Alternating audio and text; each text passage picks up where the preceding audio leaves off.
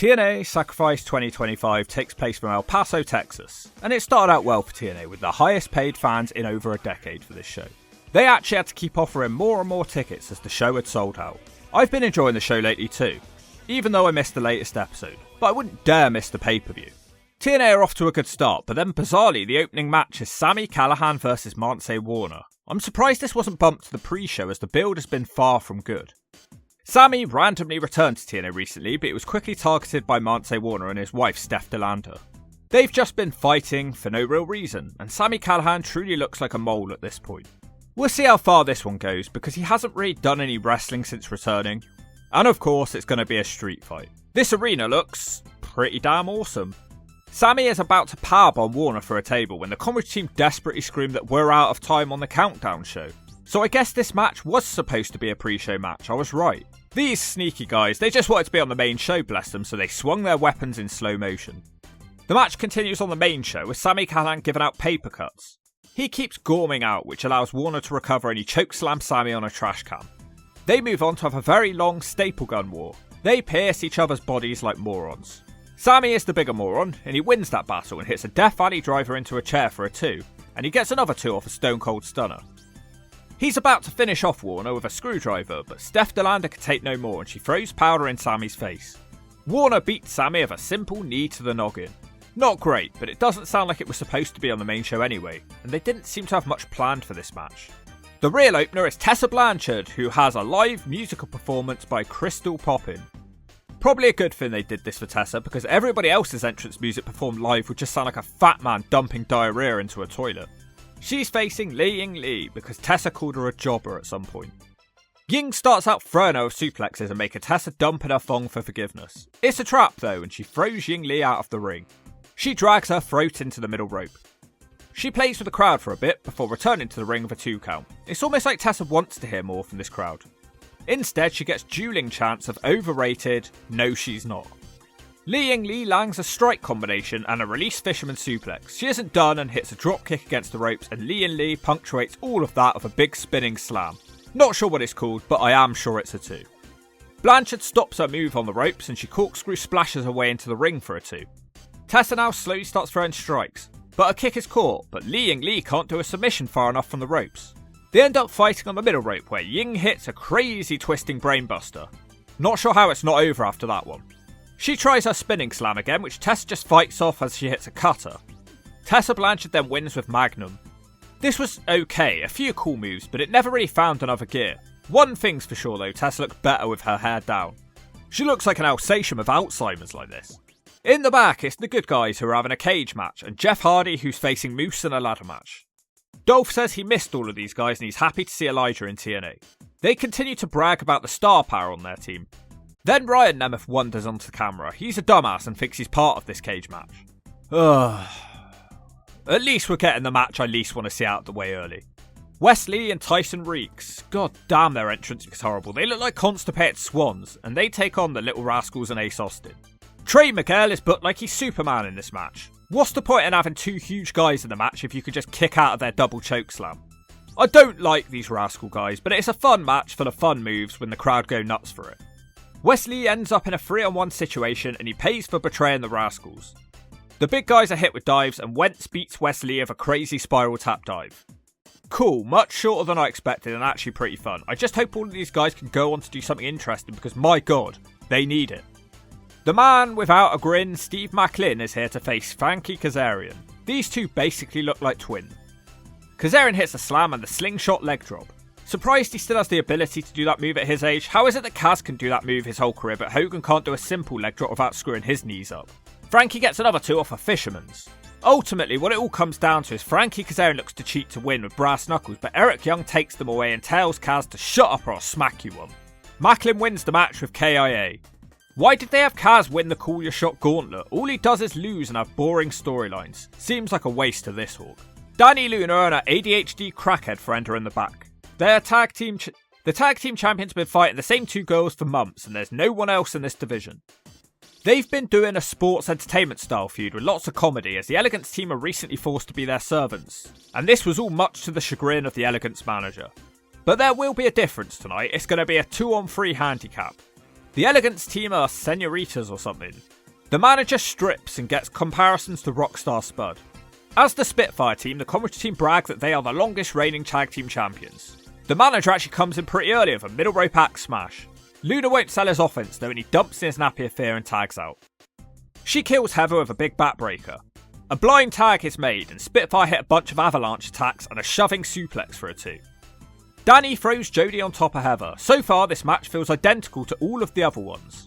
Danny eventually takes a tumble out of the ring and the manager dances around with happiness. The crowd chant "put a shirt on." Once again, the Elegance team lose their advantage due to the manager having their tag and being wacky. Danny is jumped from behind to stop her comeback. Luna is killed in the corner, and then once again the manager is tagged in. Man, I bet some people are sat at home dumping in their nappies with anger at this one. We do get back to the wrestling, with Elegance hitting a catapult code breaker for a 2. When Jade gets the tag, the match changes. She hits a German suplex to Ash and T-bone suplex to Heather. Her dive out the ring looks slightly dodgy, but nothing offensive. Somehow, she doesn't beat Ash with a spinning powerbomb. Spitfire get rid of the manager with a pressure drop. That will distract Spitfire though, and Heather DDTs Luna out of the ring. Jody's threat is beaten by a diving double stomp. Not good, but at the same time fairly entertaining. And what happens now? Do we have to watch Spitfire chasing to get their tag team belts back, or are they going to bring some new talent in? Well, that question was soon answered. And yes, they are bringing some new talent in by calling up girls from NXT. It's going to be Lash Legend and Jakara Jackson. Yay, a new feud which is happening because somebody wants the belts. I am so sick of seeing random talent A just randomly debut and point at random champion B. How about building an actual reason to hate each other? Well, fortunately, the next match does have reasons to hate each other. It's the best feud in TNA. Mike Santana was on a path to go for the world title, but Mustapha Ali also had the same idea. So Ali has been winding him up about being an alcoholic as revenge. And as revenge, Santana made Ali drink his piss from a cup. Mustapha Ali then attacked Santana's daughter last week and left him a glass of wine to try and test his limits. It's like a throwback to older wrestling, 2 guys who have legit reasons to hate each other, 2 guys in their prime and 2 guys who are making TNA must-watch telly. Mustapha Ali of course has his own faction right now.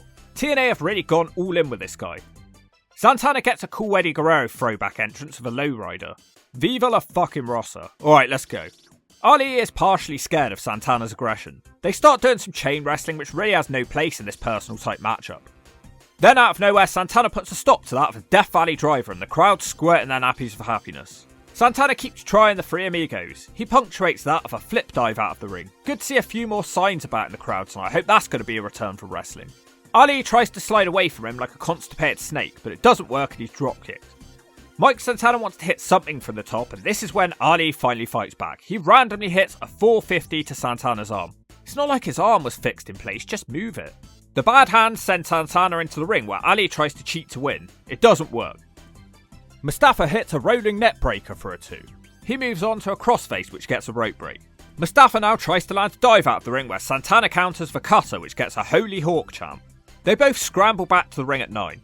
Mike Santana no-sells a German suplex, then he walks straight into another deadlift German, and he can't no-sell this one. Just a 2 though. Mustapha can't manage to hit his 450, but he does manage to hit a Tornado DDT for a 2. He decides it's time to try the dive again, and once again, he can't hit his 450. Both guys are on Dream Street, but Santana is still able to catch him with a rolling cutter. He climbs to the top as the crowd come alive. He hits a crazy out-of-control frog splash. Mustapha matrixes out of the pin, but just gets a back suplex for his troubles.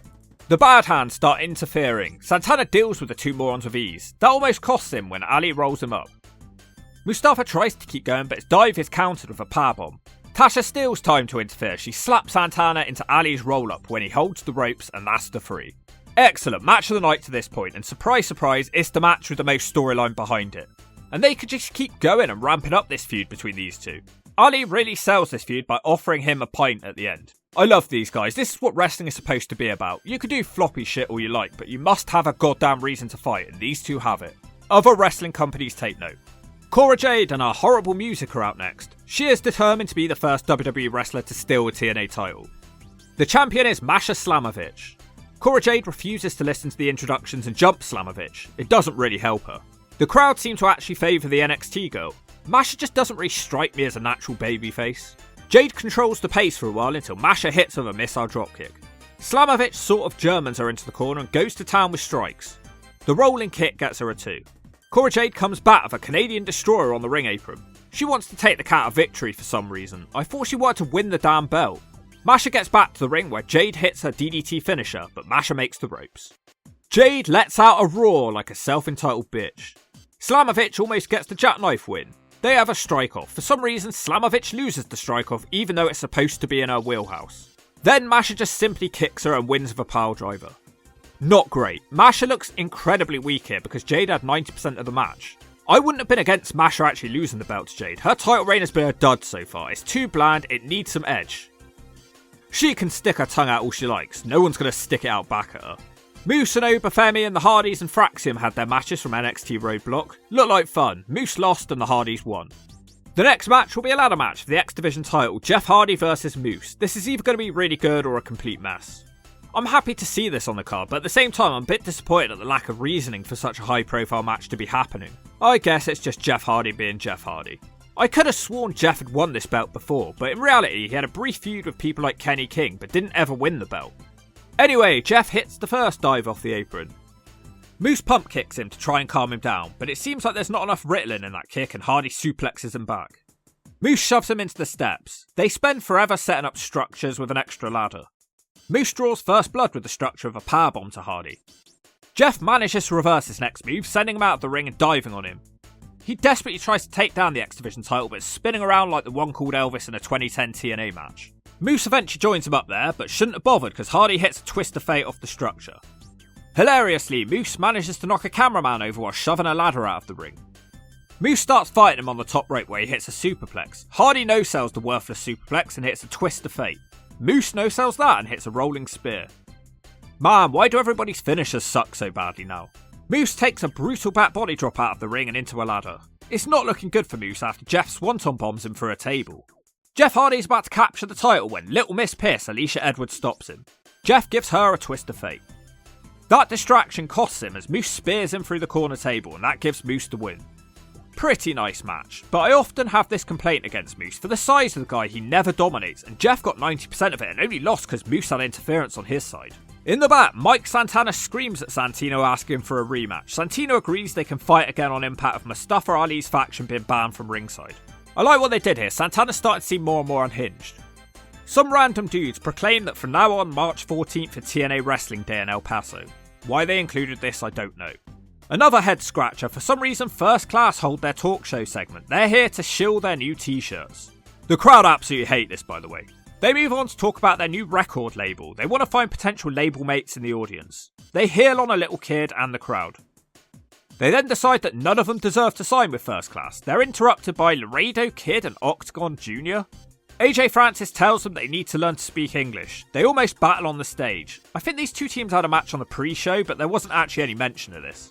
Did one of the matches run short or something? Why was this on pay-per-view?